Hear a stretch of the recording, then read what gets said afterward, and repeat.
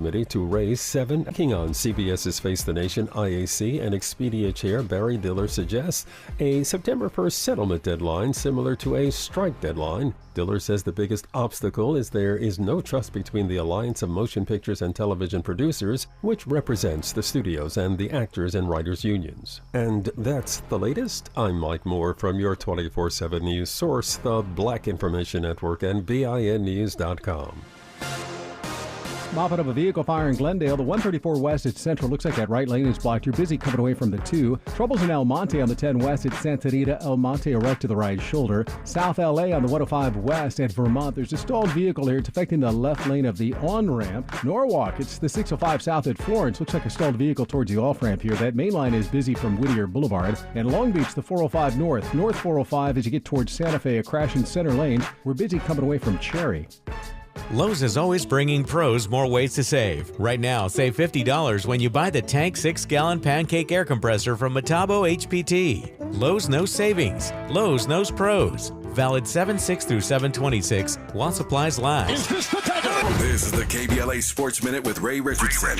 This could be a monumental week for Magic Johnson. On Thursday, there's a very strong probability that Magic will become a part owner of the Washington Commanders. The NFL's 30 owners have scheduled a special league meeting for Thursday in Minneapolis. The main agenda item is expected to be a vote to formally approve the sale of the Commanders to billionaire Josh Harris. Magic is part of the Harris Group. Outgoing Commanders owner Dan Snyder agreed to sell the franchise to Harris's group for $6.05 billion, the highest price tag in NFL history for a franchise. Magic is on the doorstep of his first NFL ownership. The NFL training camp countdown continues. The Chargers open up July 26th in Costa Mesa. First day of camp for the Rams is July 29th at UC Irvine. No debates, no speculation, just the info you need. That's your KBLA Sports Minute. I'm Ray Richardson. More news, opinions, and conversation when we come forward on KBLA Talk 1580.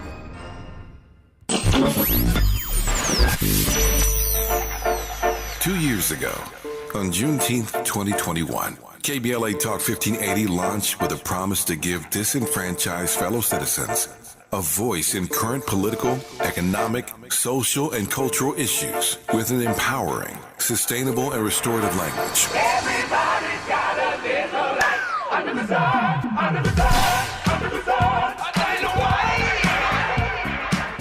As we enter our third year, we are delighted that KBLA Talk 1580 consistently emerges as the talk station of choice for African American listeners.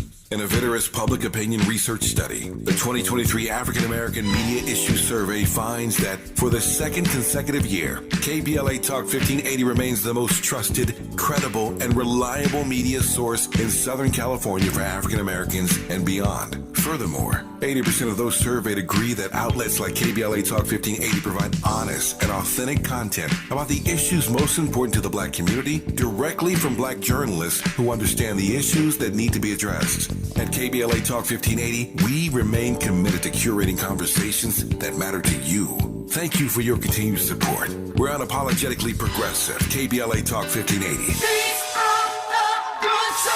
The station that sounds like the city looks. The city looks.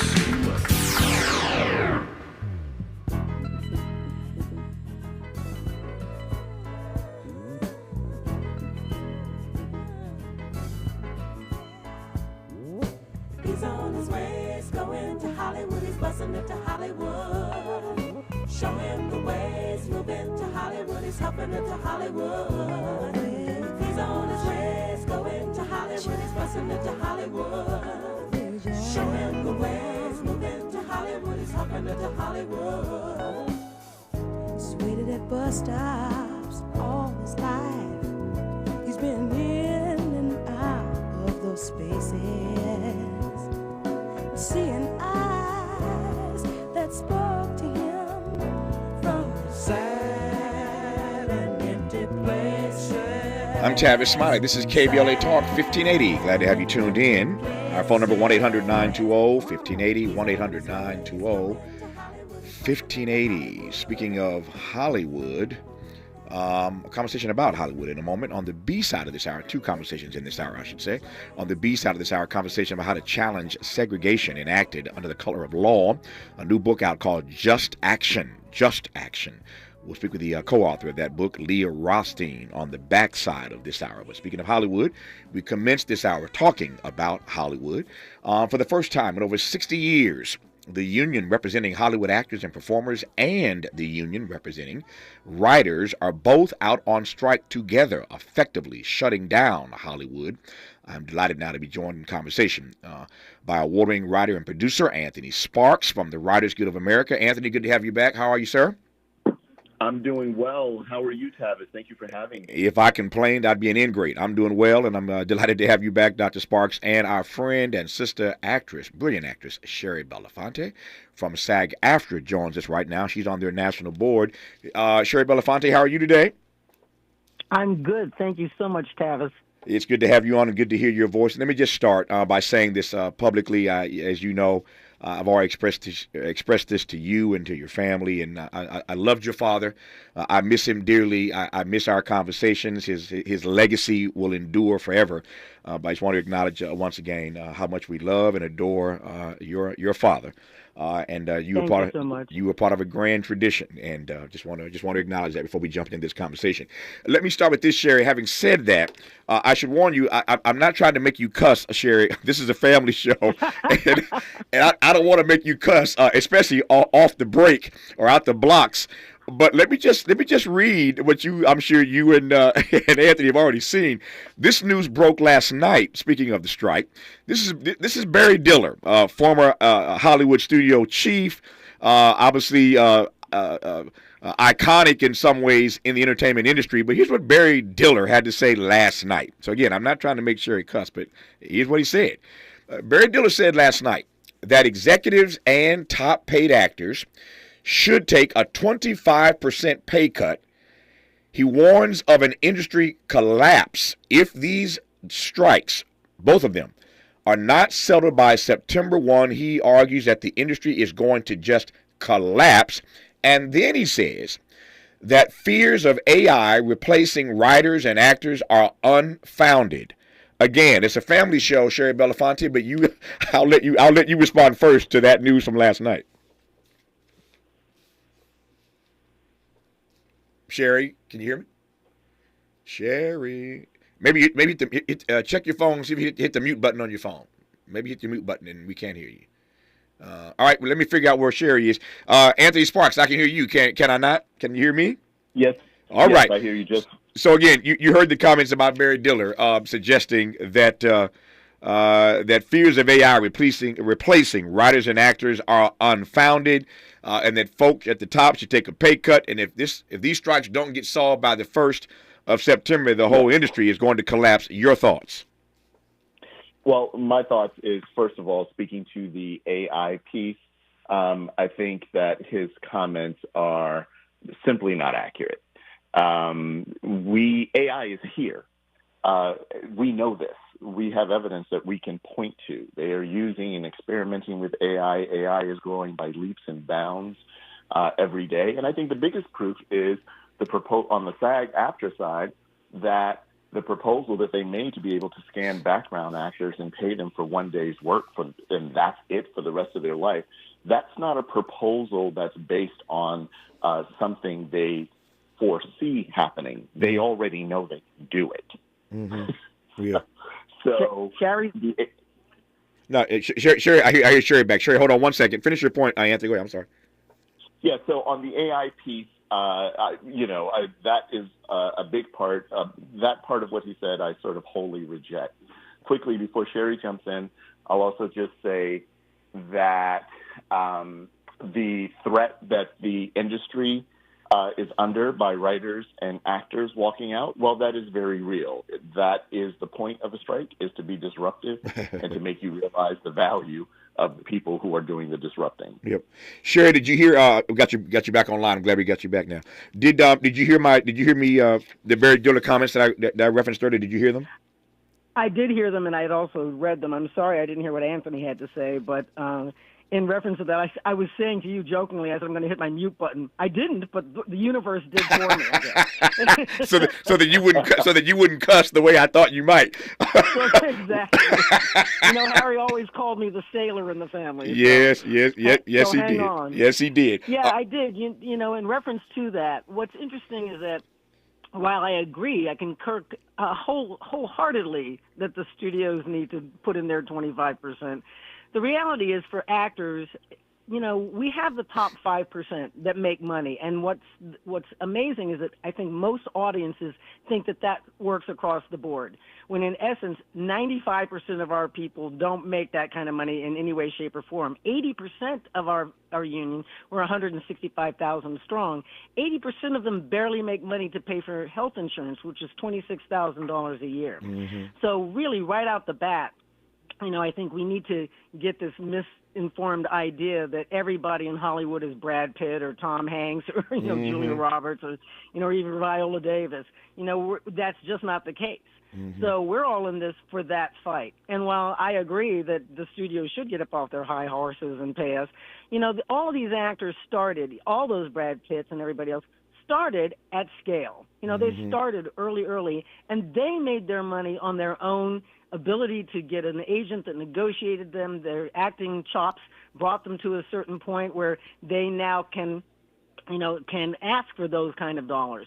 But 90% of us can't ask for those kind of dollars. We're struggling on the scale, or even, I'm one of the lucky ones that get scale plus 10. Mm-hmm. It's automatically put in there that my 10% going to my agent, and although I have an agent and a manager, so I'm still taking a piece out of my paycheck to pay for things. But that being said, it's unfathomable, it's unbelievable that the studios have done what they've done to us in terms of, sort of positioning them as the ones that are getting beat up here. You do look, I'm sure you've also seen the kind of dollars that all the CEOs are making. Mm-hmm. Hundreds of millions of dollars over a 5-year period, and yet they're still cutting all their staff. They've, almost said the SC word, but they really have taken to task the writers and the actors. And, that's why when the writers first went out and we were in negotiation, because I was also part of the negotiations team, the couple of hours that we would have off while the AMPTP was mulling over the proposals that we had handed to them, we went and got into the line with the writers. We went and started picketing with the writers. Yeah. And I think the same thing happened when we went out Monday. We showed up at a lot of different studios, and the writers were right there along with us. So, yes, we have a serious issue here, both for the writers, but definitely for the Screen Actors Guild as well.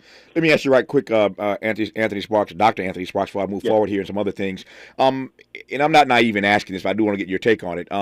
Why are these executives so tone deaf? I mean, these comments from Barry Diller last night are really just tone deaf, and he's too smart to be stupid. Bob Iger, his Bob Iger's comments the other day out of Disney. I mean, I was just stunned. I mean, I know Bob Iger. Yeah. I was stunned at Bob Iger's comments the other day. I mean, there's just a tone deafness to it. What is that about? I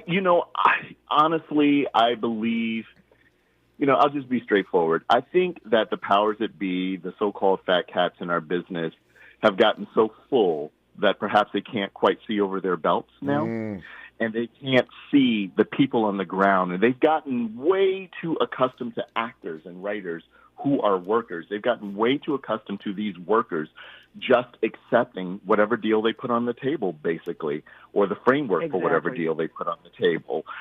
They have gotten way too accustomed to the workers of our industry just accepting financial marginalization. And I believe, in addition to the deal points, this action is a reminder that in a people business, you don't have a business without the people. Mm-hmm. And I think that they've forgotten that. Yeah. That's why he's a great writer. In a people business, you don't have a business without the people, and they are so full that they can't see over their belts. That's why he's an award-winning writer. We'll continue with Anthony Sparks and the brilliant actress Shari Belafonte when we come forward on KBLA Talk 1580. We've got a lot to talk about. Good thing we've got 3 hours. More of Tavis Smiley when we come forward. KBLA Talk 1580. We've got a lot to talk about. Maisha Cairo here for KBLA Talk 1580. We're live in Los Angeles at JP Morgan Chase's Advancing Black Wealth Tour. And I'm speaking to some of the attendees today to see why it was so important for them to be here. Yeah, this is Lathan and Tyler. Main reason that's very important for me to be here is just to leave a legacy for my kids. Black wealth, generational wealth is what we need in our community, you know. Oh, Chase, someone has to take the lead. They're showing, big business like Chase cares, and they're putting their money where their mouth is at. So it's good to see, big institution like Chase, giving a lifting hand, to the community, and you got to respect that. It makes me want to bank with Chase, and give them another look. If I go to another institution, I actually see what Chase is doing for the community. That's right, Chase is doing their part to help advance Black wealth. For more money support, tune in every day from 12 to 2 to KBLA Talk 1580's Midday Money Chain, right here. You're listening to K-Drip, where we play all the best classic water-wasting hits like Sprinklers in the Rain and Leaky Faucets. They're tunes from another time because now that we face a hotter, drier future, every drop counts. Despite an extremely wet winter, keep using less water, fixing leaks, and reusing indoor water for your garden. Visit SaveOurWater.com for more ways to conserve. Up next, brushing your teeth with the water on. K-Drip. The IRS is the most powerful collection agency on earth. And if you owe back taxes, the news isn't good. The IRS is raising the interest rate it charges on unpaid taxes, and further rate hikes are expected. Most people don't know it, but the IRS adds interest charges on your tax debt daily. So if you owe the IRS today, you will owe even more tomorrow. And it doesn't stop until you get right with the IRS. The good news is, getting right can start with one phone call to Optima Tax Relief, America's #1 tax relief firm. Optima's tax professionals specialize in the Fresh Start Initiative, a powerful IRS program that can save you thousands if you qualify. In fact, the experts at Optima Tax have resolved over $1 billion in tax debt for their clients. Call now for a free consultation. Call 800-919-9077. 800-919-9077. 800-919-9077. Optima Tax Relief. Some restrictions apply. For complete details, please visit OptimaTaxRelief.com. To my hometown, my community. Some of you have known me my whole life. Do you notice anything different about the kids in the neighborhood? Ever paid attention? You might start with gifts, money, attention. These are signs. Child trafficking is happening right here in this town. So don't just watch through the window. Pay attention. Because the more we know, the more we'll all know to say no. Learn the signs to look for and how to help at no-to-say-no.com. Interrogating your assumptions and expanding your inventory of ideas. Let's get back to Tavis Smiley on KBLA Talk 1580. All right, Shari Belafonte, at the risk of turning you into that sailor that your daddy used to refer to you as in your family, let me quote from Diller once again in this article that came out last night. This is a piece, by the way, I'm reading from the Hollywood Reporter. If you want to see the article that I'm referencing, that in which Barry Diller is quoted in this interview. Here's the quote from Barry Diller, Shari. What will happen is, if in fact it doesn't get settled until Christmas or so, then next year there's not going to be many programs for anybody to watch. So you're going to see subscriptions get pulled, which is going to reduce the revenue of all these movie companies, television companies, the result of which is that there will be no programs. And at just the time the strike is settled that you want to get back up, there won't be any money. So this is actually going to have devastating effects if it is not settled soon. That's the quote from Barry Diller. And yet, Shari Belafonte, at the moment at least, I see no evidence that it's going to be settled soon. Your thoughts? I would, first of all, let's put into the reality of this world. Nobody wants to strike. Nobody wanted to strike. I don't think the Writers Guild wanted to strike. We certainly didn't want to. And we came on the scene, willing and ready to negotiate a fair and just deal with everybody. Mm-hmm. And it's not, like I said, a lot of people think in terms of Hollywood all just making tons of money. But when you think about the situation that most of our actors are in, you can't help but think, really, we told you from up front that if we don't get a just deal, then we're going to strike. And again, we're ready. We've always been ready and willing to come to the plate and always have the chance to have the conversation. but they're still digging in their heels. And it seems to be that it's only for the stockholders, it's for their own fat pockets. And, it's unfathomable, it's unbelievable that, as Anthony was saying, that they would think that they can do this without us. Now, one of the things that has come to the plate, obviously, is AI, is artificial intelligence. Sure. And for some of the bigger actors, of course, you'll see even remnants of it happening already. I think in the new Indiana Jones movie, they sort of manipulated Harrison Ford's face. And sometimes in the bigger sports things, you'll see some CGI and some AI things that happen. And, big extravaganza, certainly in all the Marvel kind of movies that's happening. But those are things that were part of the creative process. Now what's happening is the studios are asking to scan our background actors and use them, pay them a half a day or a day's wages at the tune of like $187. And then they would own their likeness and their sound, their voices patterns in perpetuity to use in every movie that they ever want to build. And they never call the actor back in again. Now, they did at one point say, okay, we can change that up a little bit. But the whole point that their mindset was to start out the gate with those kinds of negotiable points, which didn't seem like they were even going to be able to negotiate with us, just puts you in the mindset of what their mindset is about, that we are less than, that we are people, we're a group of people that really just don't need to be paid attention to. We can replace them. And it's just not the case. Yep. A lot of actors, certainly our A-list actors, have come to the plate and they're supporting us in every way, shape, and form.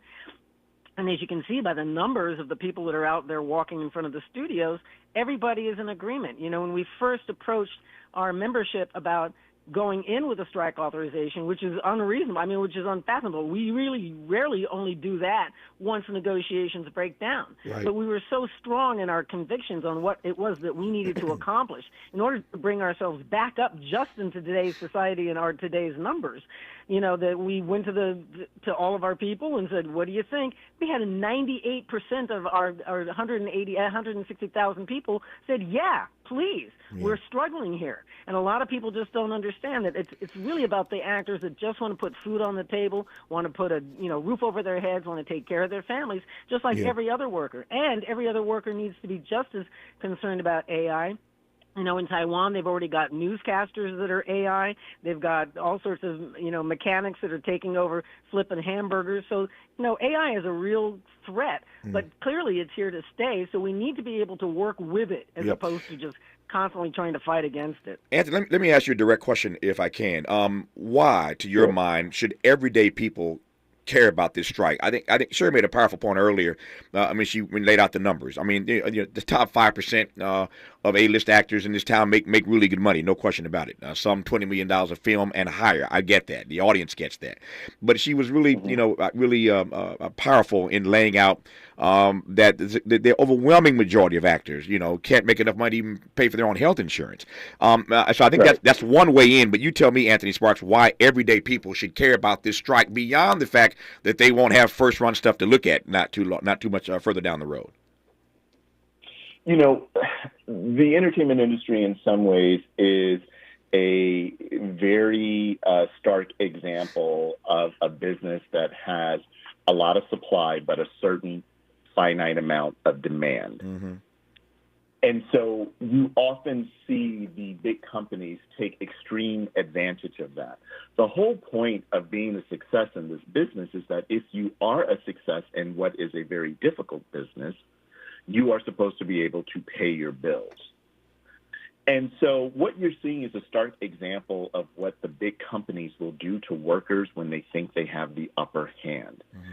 And I think they can, because of SAG-AFTRA going out on strike, and you have all of these recognizable faces now that are walking the picket lines. Those recognizable faces are walking the picket line as a proxy for the unrecognizable faces that actually make this industry work. Mm-hmm. So it's tempting for people to be dismissive of who cares about these quote-unquote rich people who just want to get richer. That's actually not what the fight is about.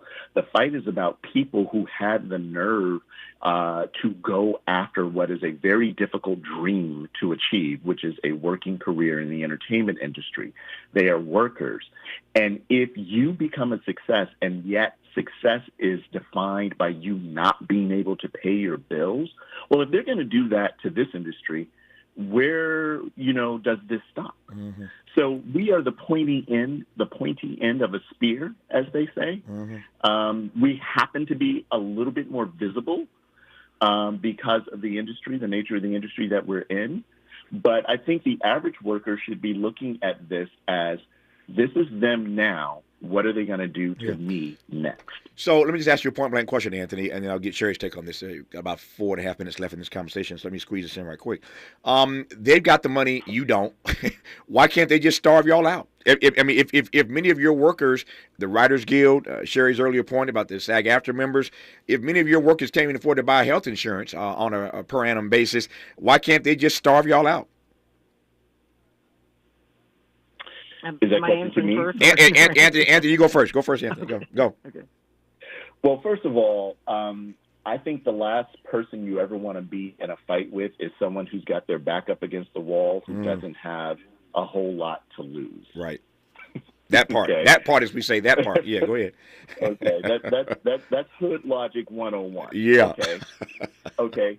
And so I believe that they have rubbed and ground actors and writers down into the ground so much that a large number of our unions feel like they have to take this stand because there's almost,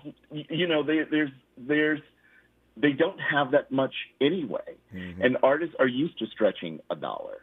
And I think the powers that be have sort of forgotten that. Yeah. So, yes, at some point people have to work and go back to work. But the whole point of this fight is to be able to have something worth fighting for. Yeah. And right now people they're down to the bone anyway.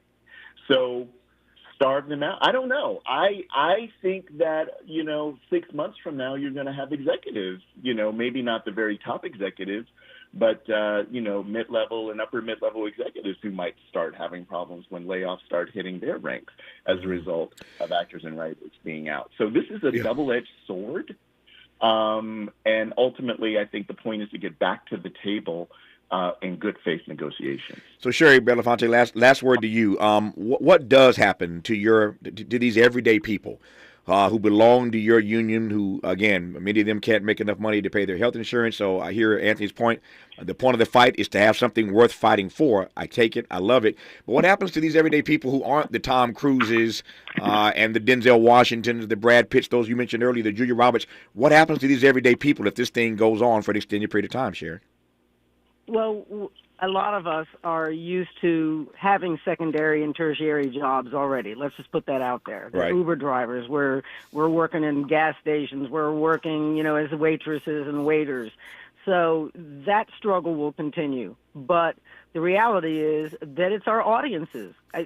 We pray that our audiences look up and say, no, you know what? I want a human in that place. I don't want an AI person, replicating something that, you miss that tangible feeling, that connection that you get with actors and your favorite actors. And a lot of people have favorite actors that other audiences have never even heard of, but they want to be able to see that person who's making scale plus 10 get, double scale plus 20 the next time around because they like him. And they'll say, I love this guy. He was on, this show, and now I just see he's on that show. And really, it's about our audience. It's about all the flyover states, the people in between California and New York that warrant and want to see us in real life and will come to the plate and understand that that's what this is all about, that we're worker bees just like they are. Yeah. And to understand also that AI can encroach in their lives as well.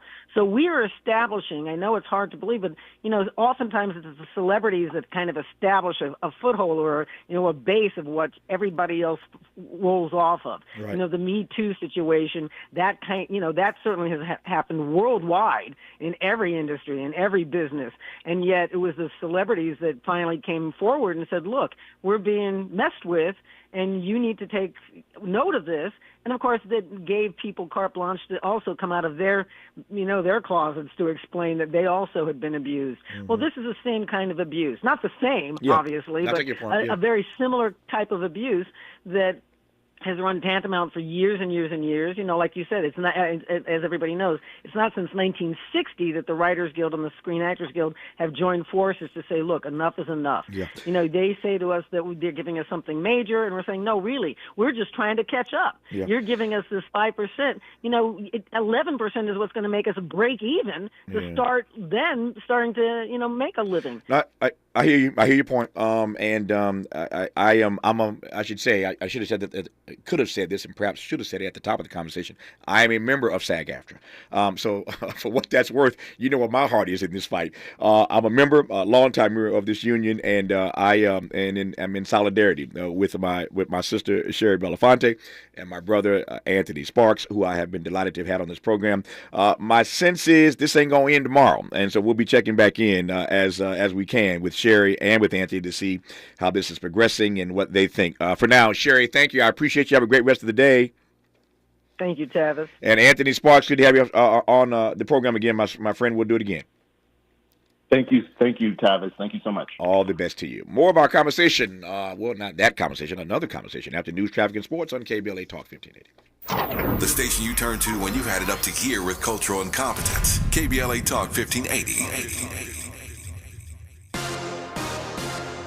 I'm Mike Moore. Here's the latest from the Black Information Network. In Maryland, Baltimore African-American Mayor Brandon Scott has announced plans by the city to launch an initiative to combat the city's growing vacant home problem. The mayor made the announcement yesterday.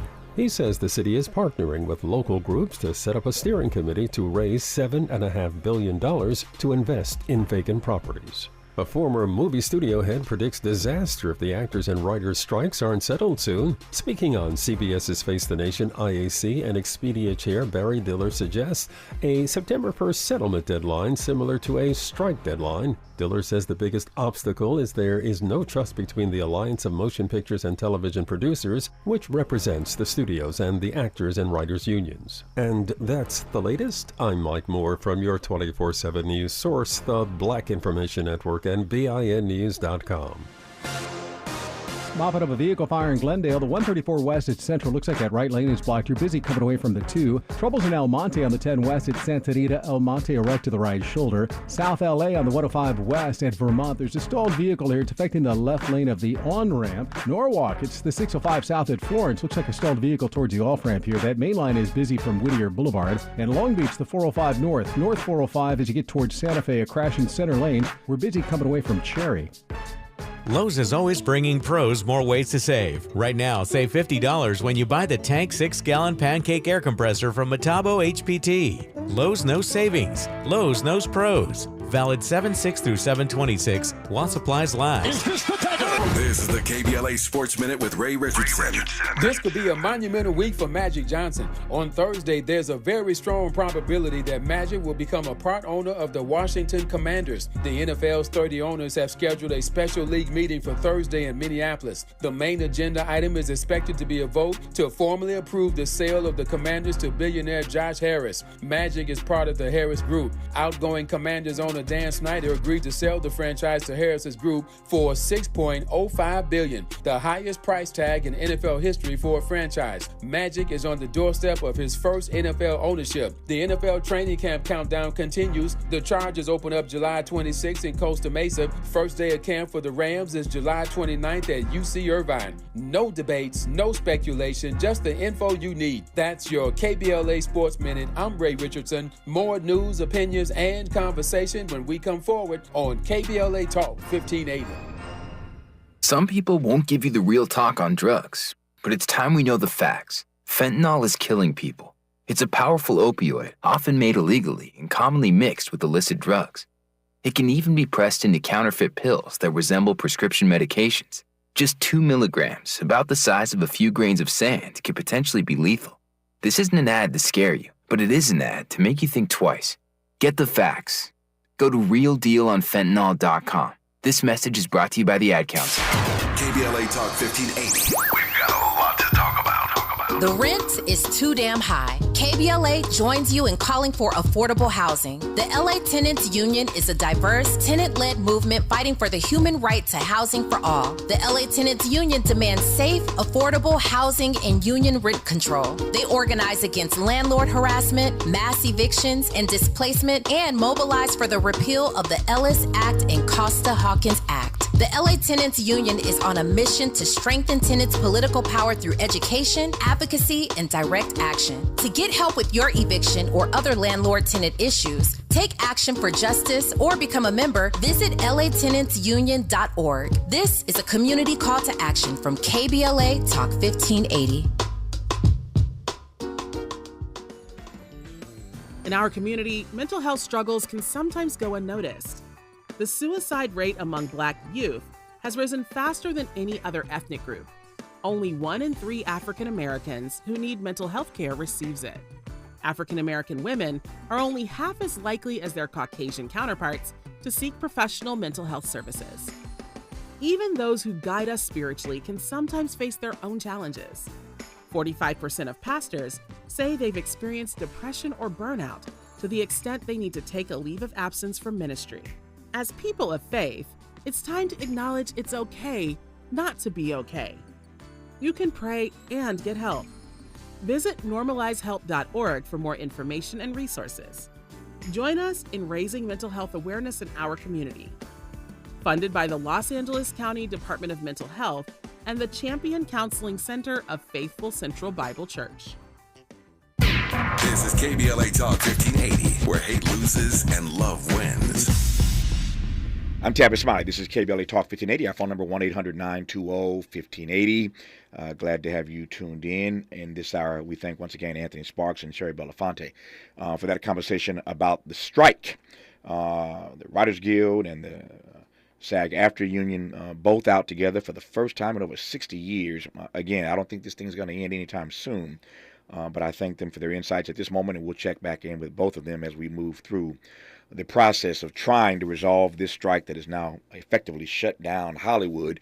Now that the actors are on strike and the writers are on strike, we shall see how this unfolds. Now, though, a conversation about the following. In his best-selling book, The Color of Law, Richard Rothstein demolished the de facto segregation myth that black and white Americans live separately by choice, providing what many call the most forceful argument ever published on how federal, state, and local governments gave rise to the reinforced neighborhood segregation issue. While he explained, I should say, in that book, how our segregated and unequal society was created by racially explicit and unconstitutional policies at all levels of government, many readers asked when that book came out, okay, what do we do about it? To answer, he recruited his daughter, Leah Rothstein, to co-author the new book, Just Action: How to Challenge Segregation Enacted Under the Color of Law.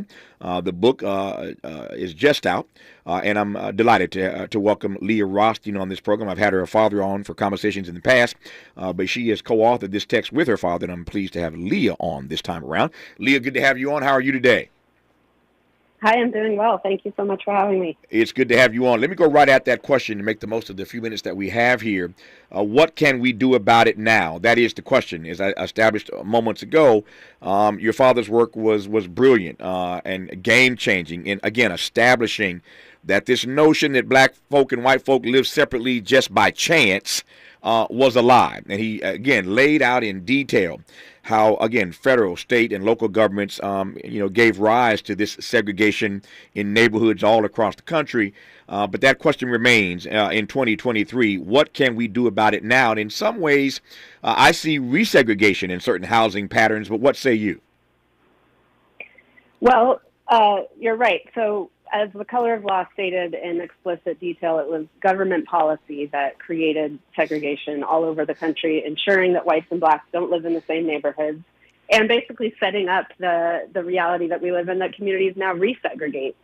And the de facto segregation idea that we had come to accept as a country, where, segregation happened by accident or by personal choice, it sort of left us with nothing to do about it. Something that happened by accident can only unhappen by accident. Mm-hmm. But what The Color of Law helped us open our eyes to and reckon with the real history of our country, that it was explicit, intentional unconstitutional government policy that created segregation, and it helps us realize that if intentional policy created it, intentional action can begin to undo it. So what we do in Just Action is attempt to help people understand all of the many levers that we have as residents of our own communities to affect local policy that can begin to challenge and remedy segregation and its consequences. So while federal policy was one of the main drivers of creating segregation, once that was in place, it's a lot of local policy that continues to maintain and perpetuate it. So there's a lot we can do on the local level to begin to challenge segregation, and Just Action gives dozens of examples of those policies and strategies we can take on. Obviously, there's a whole book about this, but let me ask you to top line some of this for me. So I love your phrase of a moment ago, intentional action. If intentional action caused this, then intentional action can undo it. My first question, is it really that simple? When you consider what you've laid out earlier and what your father laid out, that at every level of government, this was done by design. And it's not often easy to undo what's already been done. We were just talking on this program, I think, last week about so many laws and statutes that are still on the books from the slavery era. And we are having a deep conversation about a number of recent court decisions where the judges in those decisions literally relied on slavery era law to advance these outrageous decisions in 2023 that they wanted to bring forth from the bench. So they're going back to slavery era law, again, to argue and to enforce the laws that they want enforced. So again, it's easy to put it out there, not so easy to undo. So tell me how it is that our intentional action now can undo what's already on the books vis-a-vis the law. Sure. Well, it's not, we're not pretending that it's going to be easy. Advances in civil rights are rarely easy, but they're not impossible. Right. And in Just Action, we give all of these examples of policies and strategies, and with each one, we give an example of a community somewhere in the country that's successfully implementing it. And I would say that a lot of these policies, that created segregation, some of them no longer on the books. We now have the Fair Housing Act that says it's, illegal to discriminate in the sale and rental of housing. So we have laws on the books that, purportedly challenge segregation or help us to not continue to create segregation. But there's also a lot of laws on the books that are race neutral in their intent. They don't have a racially explicit impact, but they have, or a racially explicit intention, but they have a racially discriminatory impact. And so it's up to us to find those policies and point out that impact and make sure that those policies and strategies are challenged. So one example of that is the credit scoring system. So the credit scoring system is supposed to be an objective rating of your future likelihood of repaying a debt. If you have a high credit score, you can get a mortgage, and if you don't, you can't. Now, your credit score is supposed to be based on your financial history, which, it is based on your financial history, but it's only based on a certain type of financial history, and it's a type that whites are far more likely to have than African Americans. One of the reasons is because African American communities of all income levels have fewer bank branches than white communities. So they rely on non-traditional financial institutions, and that kind of financial history is not reflected in a credit score. Similarly, if you haven't owned a home in the past, but you've been a renter and never missed a rent payment, that good financial history also isn't reflected in your credit score. So the credit scoring system is a race-neutral system on its face, but it has this racially disparate impact, and it really limits the ability of African Americans to get mortgages and buy homes. So, while it's a national sort of program, the credit scoring agencies, we can work with our local banks, financial institutions, credit unions to start to adjust their own credit scoring algorithms to take account of rental payment history, for example, and that goes a long way in opening up home ownership opportunities for African Americans. So that's an example of something we can do locally to change policy that might not, on its face, look like it's having the impact that we know it's having on our communities. Let me ask you, given the point you've just made now, Leah, what is primarily driving the resegregation that we are seeing in communities across the country right now in 2023? What's driving that resegregation? Well, often, I don't know if you're referring only to gentrifying communities, but that is often a result of gentrification. Sure. So the lower income usually segregated African American community that is, deprived of resources and investment. Once investment starts to come into those communities, people with higher incomes follow. They then price out the longtime residents and displace them. So the community becomes resegregated as a higher income, usually white community. And just as those communities become places of higher opportunity, of more investment and resources, the longtime residents who've lived there as they've been under-resourced for decades are priced out just when they become sort of higher opportunity areas. So we argue in Just Action that we should be concerned with increasing investments in those communities. The underinvestment of those segregated Black communities is a consequence of segregation, and we should address that and redress it and remedy that harm. But those reinvestment, those adding resources into those communities, they need to be coupled with strategies that prevent some displacement that occurs when that happens, to ensure that not all of the residents are displaced just as they become, places of higher opportunity. So that includes strategies like rent regulation, so protecting renters from rapidly increasing rents or from unjust evictions, providing tenants with a right to legal counsel if they're facing an eviction, or passing a local inclusionary zoning ordinance, which requires that when new market rate housing is built, which often happens in a gentrifying area, that a certain percentage of the units have to be reserved as affordable to lower and moderate income households. So it's essential that we do both of those things, invest in these communities and also ensure that we can prevent some displacement from occurring when that happens. We're talking with Leah Rothstein about how to challenge segregation enacted under the color of law. Her new book with her father, Richard Rothstein, is entitled Just Action. We'll continue this conversation when we come forward on KBLA Talk 1580. Be sure to like and follow Tavis Smiley at The Real Tavis Smiley and get Twitter updates at Tavis Smiley. The conversation continues when we come forward.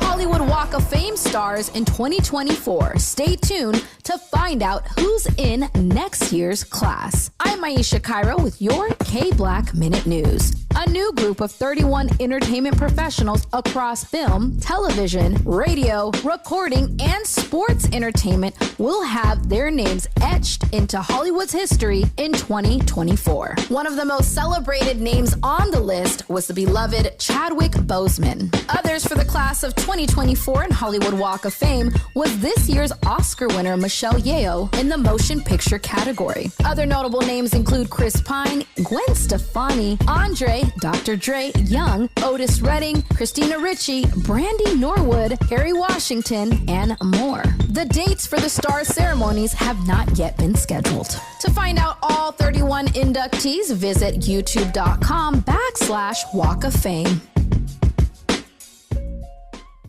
Are you looking to steer your career in a new direction? Driving for Culver City Bus can be your ticket to a long-lasting career with excellent benefits and paid training. Culver City Bus is looking for customer service and safety-minded bus operators to join the growing team. Culver City Bus offers on-the-job training starting at $19.10 per hour, uniform allowance, and health benefits. Culver City Bus is a great employer. Let Culver City Bus connect you with an essential service job. If you enjoy driving, seek real opportunities for career advancement, and passionate about making a difference in the community, you are invited to join the Culver City Bus team.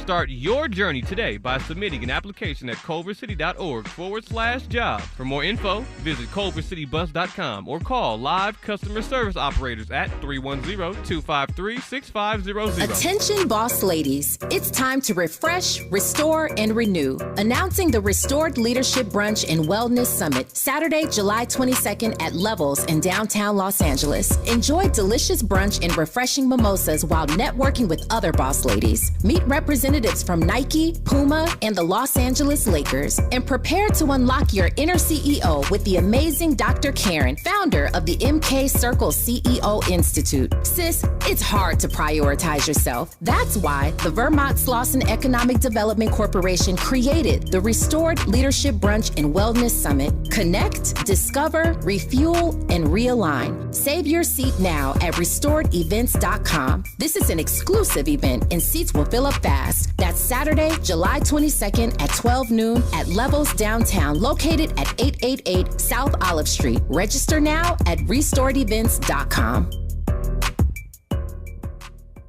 Find a righteous rage and don't be afraid to say what you see. We're KBLA Talk 1580. So, Leah, let me ask you a point-blank question here. We were talking earlier about gentrification. You were talking about that. What is, in this present moment, what is our indictment, to the extent we have one, what is our indictment of gentrification? And I'll come in a moment to this notion of investing in these communities that have been underinvested in for so long. But let me start with that. What's your indictment, to the extent you have one, of a gentrification in 2023? Well, we think that gentrification is somewhat inevitable if we increase investments in these underinvested communities, and that the fact that gentrification will occur shouldn't stop us from investing in communities that have been underinvested in for decades, and in a discriminatory fashion.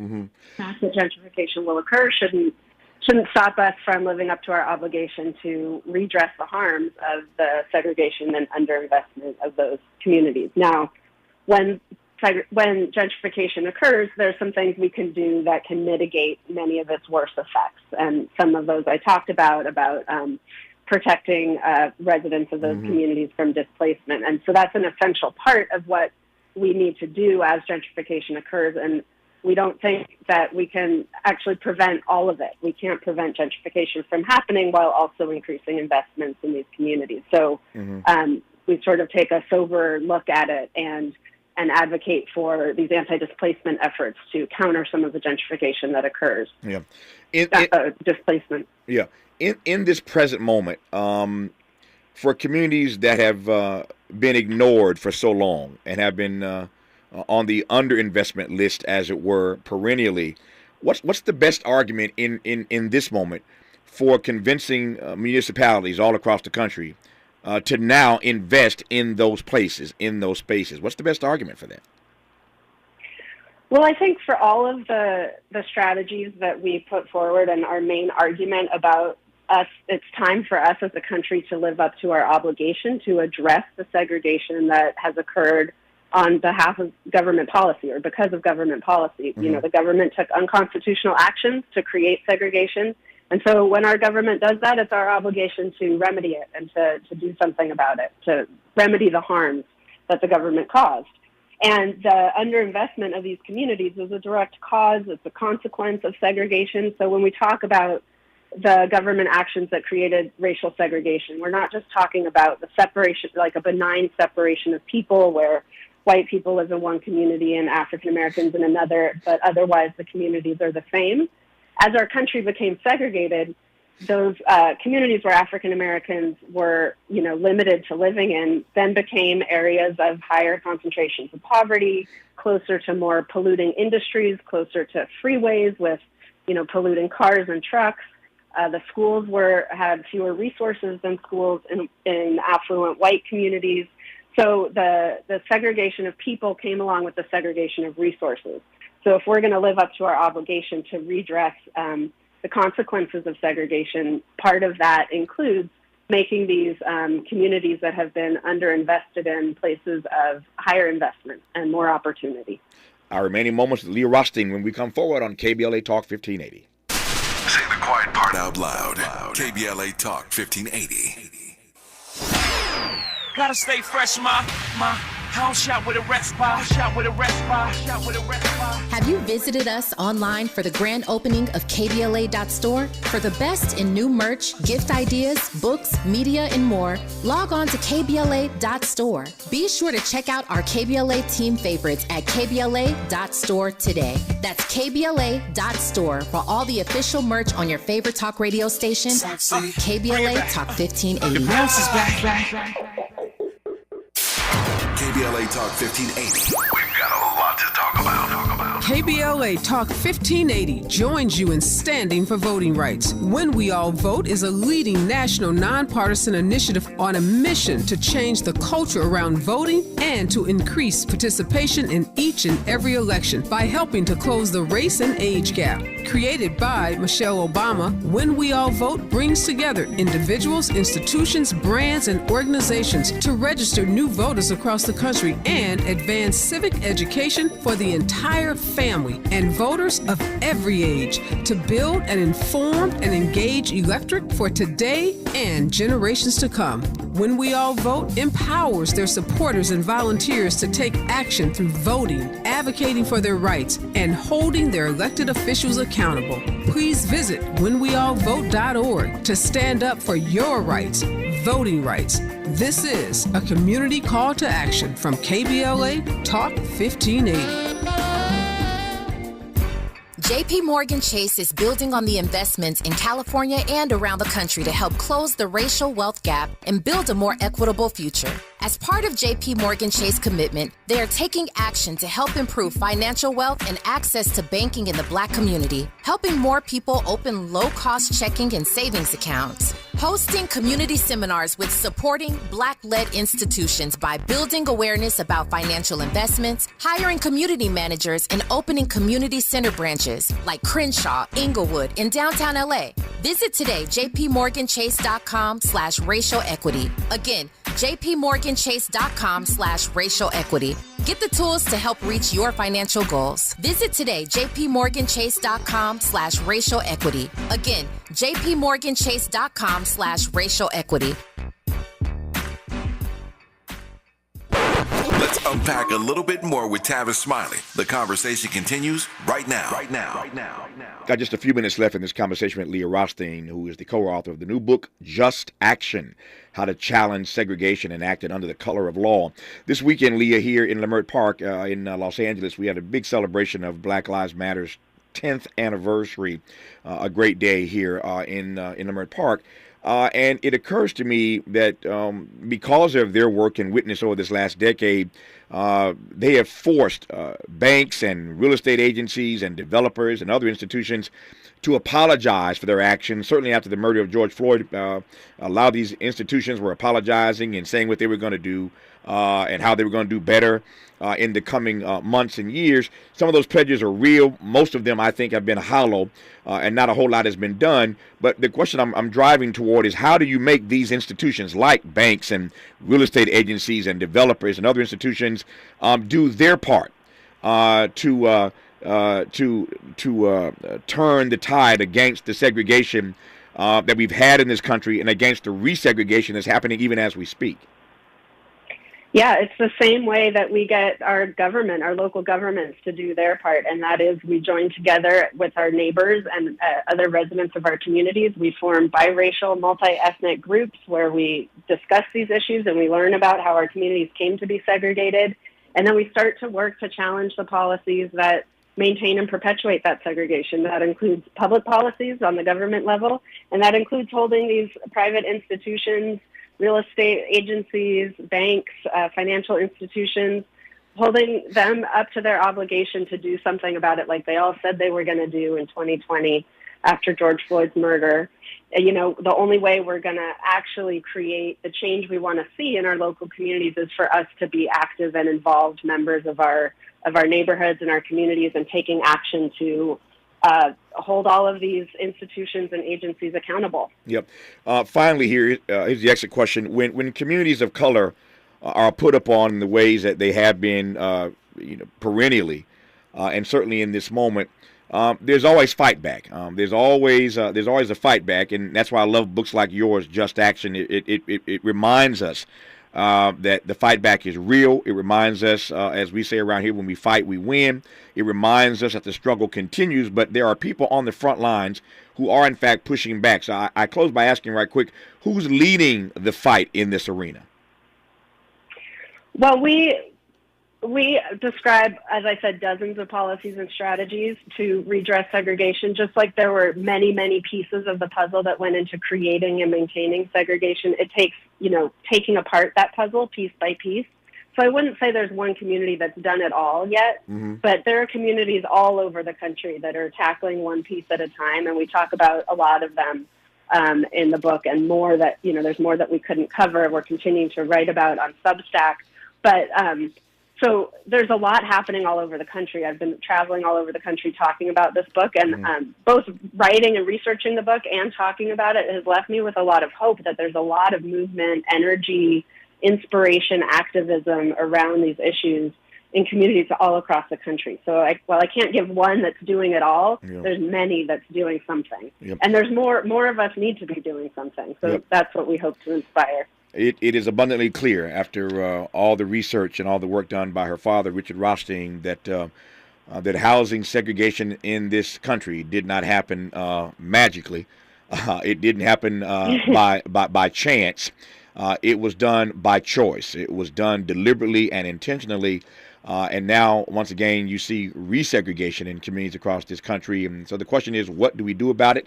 The answer to that question is in the book, Just Action: How to Challenge Segregation Enacted Under the Color of Law. The co-authors of that book are Richard Rothstein and Leah Rothstein. Leah, good to have you on. Give my best to your father. All the best to you. I will. Thank you so much. Thanks for your time. More of Tavis Smiley after news, traffic, and sports on KBLA Talk 1580. KBLA 1580 Santa Monica. I'm Mike Moore. Here's the latest from the Black Information Network.